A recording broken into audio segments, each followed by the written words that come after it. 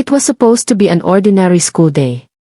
Ang mga estudyante ay puno sa masikip na hallway sa pagitan ng klase, tawa at kwentuhan na umaalinggaw laban sa mga locker. Kasama sa kanila ay naglalakad ang isang tahimik at magandang batang babae, ang anak ni Manny Pacquiao. Karamihan sa mga kaklase niya ay hindi man lang tinatrato siya na parang anak siya ng world-famous champion. Sa kanila, isa lang siyang ordinaryong estudyante na humble at mabait. Pero hindi lahat ay ganun ang tingin sa kanya. Isang lalaki na kilala sa kampus dahil sa kanyang yabang at kalupitan ang nakita siya ng umagang iyon. Binuo niya ang reputasyon niya sa pamamagitan ng pag-intimidate sa mga estudyanteng hindi ilalaban. Sa kanya, ang pag-aapi sa anak ni Manny ay isa lang na pagkakataon para patunayan ang kanyang dominance. Sa una, nagsimula ito sa mga panlalait na salita. Hoy, akala mo ba mas mataas ka sa amin dahil sa tatay mo? Akala mo ba espesyal ka? Ang boses niya ay umalinggaw sa hallway, nakakaagaw pansin. Sinubukan niyang baliwalain siya, pinanatili ang kanyang composure, tulad ng lagi niyang tinuturo ng kanyang tatay. Pero hindi pa tapos ang bully. Gusto niya ng reaksyon. Bigla na lang niya itulak siya laban sa locker. Napahiyaw ang crowd. Nagsimulang bumuo ng bilog. Mga estudyante na naglabas ng phones, nagre-record ng nakakagulat na eksena. Tapos, lumampas na talaga ang lalaki. Hinawakan niya ito sa liig, pinipisil na parang patunay ng kanyang kapangyarihan. Tahimik na ang hallway. Sumigaw ang mga kaibigan niya na itigil niya. May tumakbo para maghanap ng tulong habang ang iba ay natakot lang at hindi gumalaw. Humigpit ang mukha niya, hindi sa takot, kundi sa determinasyon. Naalala niya ang mga salita ng tatay niya. Ang tunay na lakas ay hindi sa pagsasaktan ng iba. Ito ay sa pagtayo ng matatag kahit natatakot ka. Gayunpaman, nakulong siya. Mumisi ang bully, tinatamasa ang atensyon, tinatamasa ang kontrol. Bawat segundo ay lalong mabigat. Hindi makapaniwala ang crowd sa nakikita nila. Ang anak ng isa sa pinakadakilang mandirigma sa buhay na inaapi sa harap nila.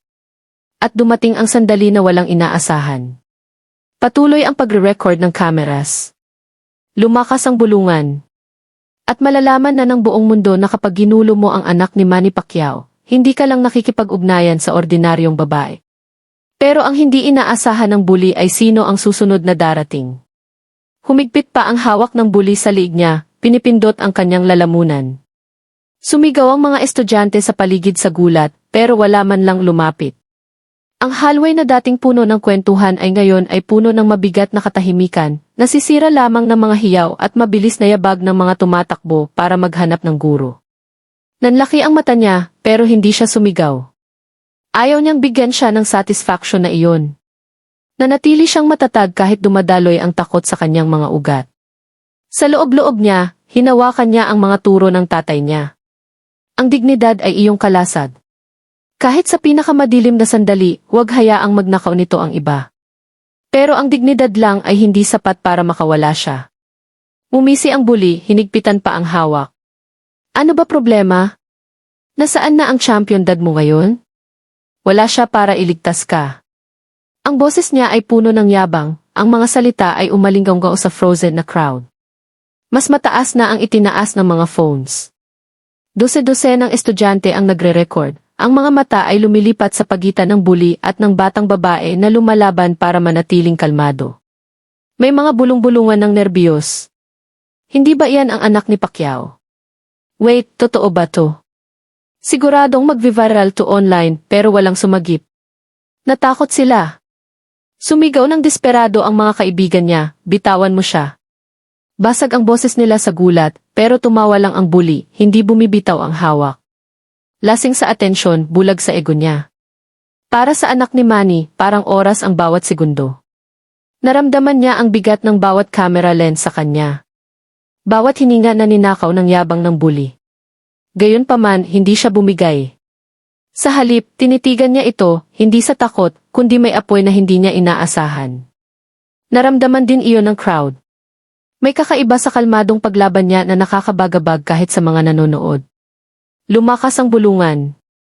Ang mga estudyanteng dating humahanga sa confidence ng bully ay ngayon ay hindi mapakali na pagtanto na hindi ito ordinaryong school drama. Ito ay kalupitan. May mahinang tinig ng guro na papalapit sa eksena. Pero hindi tumigil ang bully. Gusto niyang patunayan na hindi siya matitinag kahit sa harap ng otoridad. Hinigpitan pa niya, lumapit. Tingnan natin kung gaano kakatapang talaga. Kumalat ang hiyaw sa hallway. Sa isang sandali, mukhang walang makakapigil sa kanya. Pero gumagalaw na ang tadhana. Ang video, malabo at shaky, ay na-ishare na. Sa loob ng ilang minuto, lalampas ito sa mga dingding ng paaralan, makakarating sa taong pinakadapat katakutan ng bully. At kapag dumating ang lalaking iyon, walang magiging pareho pa. Nagbuzz ang hallway ng kaguluhan. Nagsisiksikan ang mga estudyante para makita, mataas ang phones, ang liwanag ng recording screens ay sumasalamin sa mga nerbiyos na mata. Hawak pa rin ng bully ang liig ng anak ni Manny Pacquiao, determinado na patunayan ang kapangyarihan. Sumisigaw ang mga kaibigan niya para sa tulong, basag ang boses, pero ang takot ay nagpapanatili sa karamihan sa lugar. Wala pang dumating na guro. Sa ilang mahabang minuto ng paghihirap, walang otoridad sa paaralan. Tanging ang twisted na kontrol ng bully, pero biglang may bulong na tumaas sa tensyon. Wait, hindi ba yan ang anak ni Manny Pacquiao? Kumalat ang mga salita sa crowd na parang kuryente. Sumunod pa ang mga bulong, mas mabilis ang pagkalat. Impossible. Seryoso ka ba? Sa tingin ko. Nakita ko siya kasama niya minsan pagkatapos ng boxing match. Ibig sabihin, tatay niya talaga si Manny Pacquiao. Nagpalitan ng malalaking mata ang mga estudyante. Nagbago ang atmosphere. Bigla, hindi na ito basta bullying. Ito ay laban sa anak ng isang legend. Lalong lumalim ang suspense. Pero tumawa ang bully sa mga bulong. Anak ni Pacquiao. Akala niyo ba pinahahalagahan ko kung sino siya? Ang boses niya ay puno ng yabang habang tinititigan ang mga phones na nagre-record sa kanya. Wala naman daddy mo. Dito para iligtas ka. Pero walang laman ang mga salita niya. Hindi na tumatawa ang mga estudyante kasama niya. Sa katunayan, may mga umatras na, hindi komportable na maiugnay sa kalupitan niya. Nagbabago na ang agos ng crowd laban sa kanya. Gayunpaman, pinanatili ng batang babae ang composure. Ang mga salita ng tatay niya ay umalinggaw sa memorya niya. Ang lakas ay kalmado kahit sinusubukan kanilang sirain. Huwag hayaang kunin nila ang diwa mo. Tumanggi siyang umiyak, tumanggi siyang sumigaw. Ang tahimik na paglaban na iyon, kahit sa harap ng kahihiyan, ay nakakabagabag sa bully. Hinigpitan niya ulit ang hawak, desperado na panatilihin ang kontrol. Patuloy ang pagre-record ng phones at sa ilang sandali, lumalabas na ang clips online. Ang title ay sumiklab sa feeds, Bully Attacks Pacquiao's Daughter at School. Sa loob ng wala pang 5 minuto, libu-libong views na. At sa labas ng paaralan, gumagalaw na ang tadhana. Pero sa loob ng hallway, peak na ang tensyon. Nag-iba ang ngisi ng bully nang mapansin na hindi na siya sinusuportahan ng crowd. Sa halip, nakatutok ang mga mata sa batang babae, sa kanyang tapang, composure, tahimik na resistance. Sa unang pagkakataon, may bitak ng duda sa mukha niya. Hinanap niya ang kapangyarihan, pero sa halip, na-expose niya ang sarili. At dumating ang sandali na magtatakda ng kapalaran niya magpakailanman. Biglang pumasok ang isang guro sa hallway, itinulak ang crowd, sumisigaw na bitawan niya. Pero bago pa siya makagalaw, mairipo ng excitement sa mga estudyante. Sabay-sabay na nag-buzz ang phones nila sa notifications. Nakarating na ang video sa isang tao. Isang taong hindi lang manonood ng tahimik. Ang lalaking ang mga kamao ay nagpahiyaw sa mga bansa. Ang champion na nagdadala ng pride ng milyon. Ang tatay na gagawin ang lahat para protektahan ang mga anak. Nakita na ni Manny Pacquiao ang video. At patungo na siya. Ano ang gagawin mo kung makita mo ang isang bully na umaatake sa isang tao sa publiko? Sasagipin mo ba, ire-record mo lang, o aalis ka? I-comment ang honest na sagot mo sa baba. Frozen pa rin sa tensyon ang hallway. Hawak pa rin ng bully ang liig niya, sinusubukang panatilihin ang kontrol, pero dahan-dahang nawawala ang confidence niya. Nagbago na ang bulungan sa paligid niya. Hindi na impressed ang mga estudyante. Nadidismaya na sila. At mas masahol pa para sa kanya, hindi nagsisinungaling ang cameras. Ang shaky footage ng atake ay online na at tumatakbo sa social media sa bilis ng kidlat. Sa TikTok, sumisigaw ang captions, "Bully chokes Pacquiao's daughter sa school." Sa Instagram, libo-libong views sa ilang minuto. Sa Twitter, nagsimulang mag-trend ang hashtags, #Pacquiao #StopBullying. Gusto ng bully ng atensyon pero hindi ganito. Ang yabang niya ay nag-unleash ng storm na hindi niya makontrol. Samantala, sa isang tahimik na opisina sa kabilang panig ng bayan, nag-buzz ang phone ni Manny Pacquiao.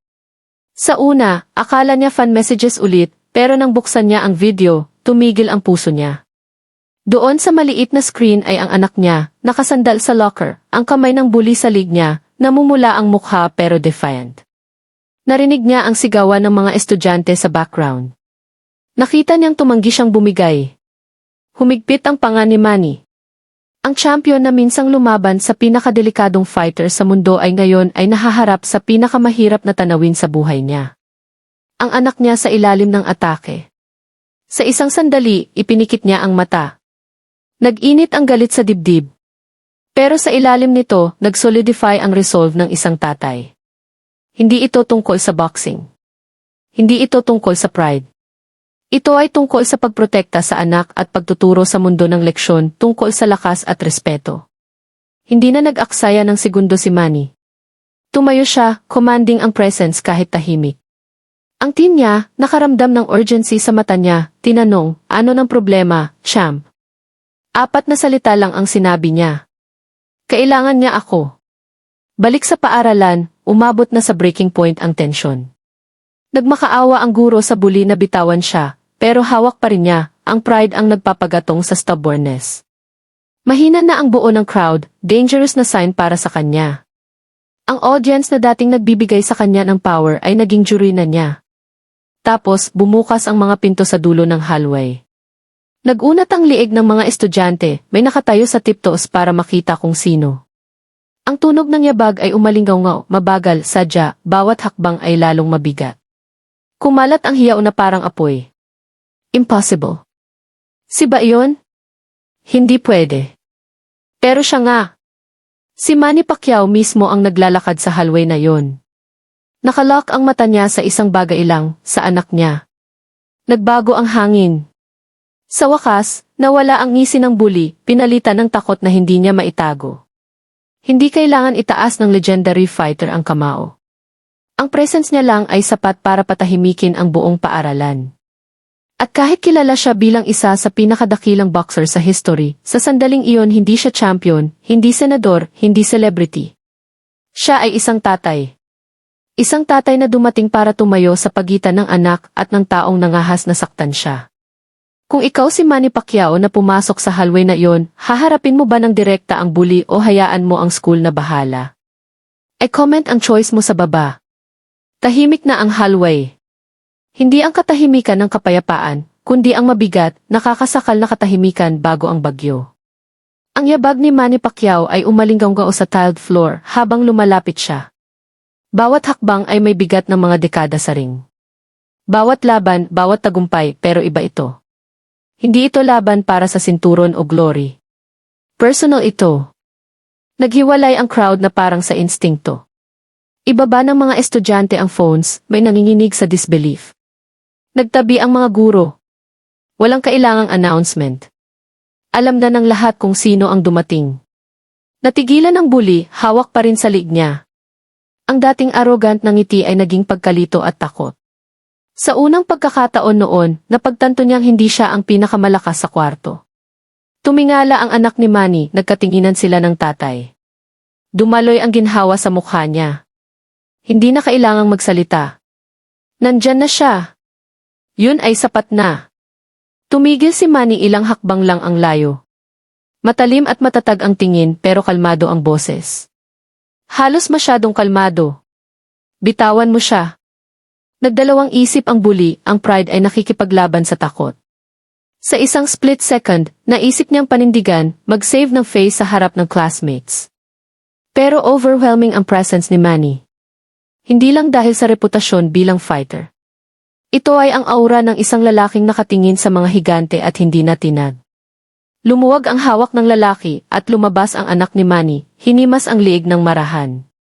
Inabot ni Manny ang kamay, ginabay siya sa likod niya ng may tahimik na proteksyon na kayang ipakita lang ng isang tatay. Ngayon, nakafocus na talaga ang mata niya sa bully. Akala mo malakas ka, sabi ni Manny ng mahina, pero umalingaw sa buong hall. Pero ang lakas ay hindi sa pagsakal sa mas mahina sa'yo. Hindi sa pagpapahiya sa iba para sa atensyon. Nakinig ang crowd, bawat tenga ay nakatuon. Namula ang mukha ng bully. Sinubukan niyang magsalita, pero walang lumabas na salita. Lumapit pa si Manny. Tawaring ang presence kahit hindi tumaas ang boses. Ang tunay na lakas ay pagprotekta. Ito ay pag-angat sa iba, hindi pagtulak pababa. Ang ginawa mo ngayon ay hindi power. Ito ay kahinaan. Sumabog ang bulungan sa hallway. Ang mga estudyanteng dating tumitingin sa bully ay ngayon ay nagtitigan sa kanya ng disappointed. Hindi siya leader. Hindi siya matapang. Na-expose na siya. Nagpalipat-lipat ang bully sa paa, iniwasan ang mata ni Manny. Sa unang pagkakataon, nag-crack ang arrogance niya. Hindi siya nakaharap sa estudyante, guro o principal. Nakaharap siya kay Manny Pacquiao, isang lalaking dumugo, nagdusa, at umangat sa greatness sa pamamagitan ng respeto at disiplina. Hindi kailangan ni Manny ng kamao. Mas mabigat pa ang mga salita niya kaysa suntok. Sa wakas, sinabi niya, isang araw maiintindihan mo na ang pagsasaktan ng iba ay nagpapaliit lang sa'yo, pero ngayon, maaalala mo ang sandaling ito. Maaalala mo kung ano ang itsura ng tunay na lakas. Sumabog ang quiet cheers ng crowd. May nagclap, may tumango sa agreement. Hindi nagmalaki, hindi sumigaw si Manny. Simple lumingon sa anak niya, sinuri ng mabuti. Ang kamay ay nakapatong sa balikat niya ng mailambing ng tatay. Natigilan ang bully, humiliated. Nawala ang false bravado. At ganun na lang, nagbago magpakailanman ang balance ng power sa hallway na iyon. Humahalik pa rin ang bulungan sa hallway. Halos hindi makapaniwala ang mga estudyante sa nakita nila.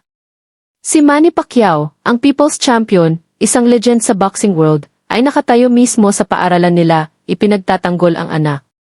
Ang bully, dating self-proclaimed king ng campus, ngayon ay mukhang maliit, ang mata ay lumilipat ng nerbiyos sa pagitan ni Manny at ng dagat ng phones na nagre-record sa bawat segundo. Nawala na ang confidence niya. Bahagyang nanginginig ang kamay niya, hindi sa takot na masaktan, kundi sa bigat ng kahihiyan na pumipisil sa kanya. Tumingin si Manny sa paligid ng hallway tapos balik sa lalaki.